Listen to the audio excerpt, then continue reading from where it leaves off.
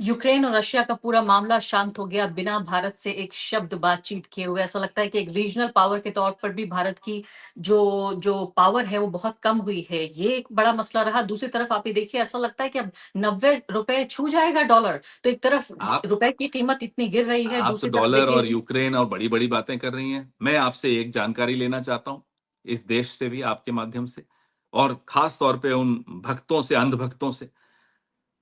1971 बांग्लादेश की आज़ादी का मुल्क जंग चल रहा था, कि चल रही थी जंग।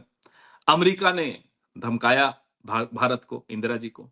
वो धमकी में नहीं आई। उन्होंने लाल आँख, असल में लाल आँख अमेरिका को दिखाई और बांग्लादेश को आज़ाद कराया।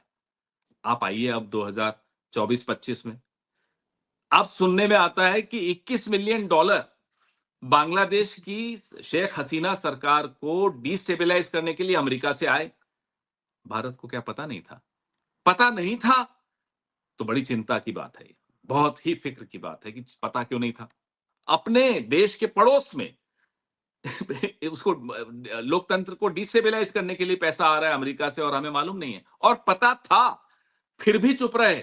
तो ये और ज़्यादा चिंता की बात है अरफा जी, क्योंकि इससे ये मालूम होता है कि हम एक फ्रेंडली गवर्नमेंट, शेख हसीना की सरकार को गिराने में हमारा कोई हाथ था? जवाब देना नरेंद्र मोदी जी। आप बात बहुत कर रही हैं यूक्रेन गंभीर, और रशिया की। बहुत गंभीर बात बांग्लादेश कर रहे हैं। पड़ोस में है बांग्लादेश। ये 21 मिलियन आया तो कैसे आया? चलिए 1 मिनट के लिए मान लेते हैं कि ट्रंप साहब सुबह उठते हैं, कुछ बोलते हैं, शाम को कुछ और बोलते हैं। हम्म। मान लेते हैं उनकी बात को नहीं गंभीरता से लें, 1 मिनट के लिए ले लेते हैं। बांग्लादेश में तख्ता पलट हो कैसे गया? क्या कर रहा हम्म। था भारत? भारत सरकार की क्या उसमें भूमिका थी? चुप क्यों थी? कैसे होने दिया? क्या इंटेलिजेंस फेलियर था? क्या पॉलिटिकल फेलियर था? या षड्यंत्र था?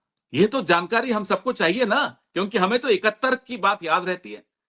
हमें भारत की वो छवि है हमारे दिमाग में। भारत के प्रधानमंत्री के पद की ताकत हमारे दिमाग में 71 से आती है। ये 24 में तो हमें समझ में ही नहीं आ रहा कि ये भारत का प्रधानमंत्री है। पड़ोस में इतना बड़ा कुछ हो गया और हमें पता ही नहीं चला।